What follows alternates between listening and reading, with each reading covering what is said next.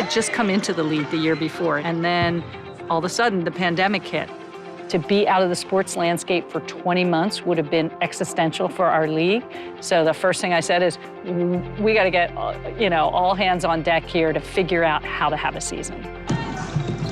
Basketball is my career. So for someone to say, well, there's a possibility that you won't be able, to have a job, it was very stressful. We knew that we weren't probably going to be in our arenas. We were looking at, are we going to ever have fans this season? We have owners of 12 teams, and I'm going to tell them we're going to go from 1.3 million fans in our seats to 0.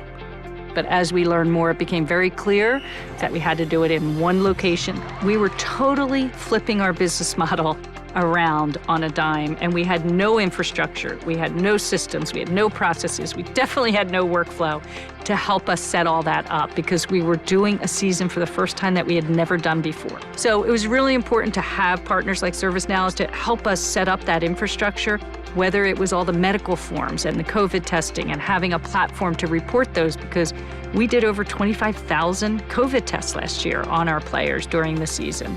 So we were doing all this scenario planning, and all of a sudden George Floyd and then Jacob Blake, and all of a sudden I stepped back and I said, we need principles.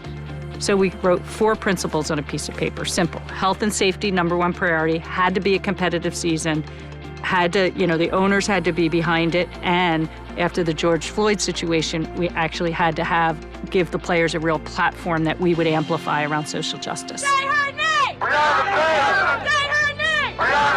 Once it was known that we were going to have a season, it was like right away, all 144 players came together and was like, when we go to this bubble, we are playing for one thing.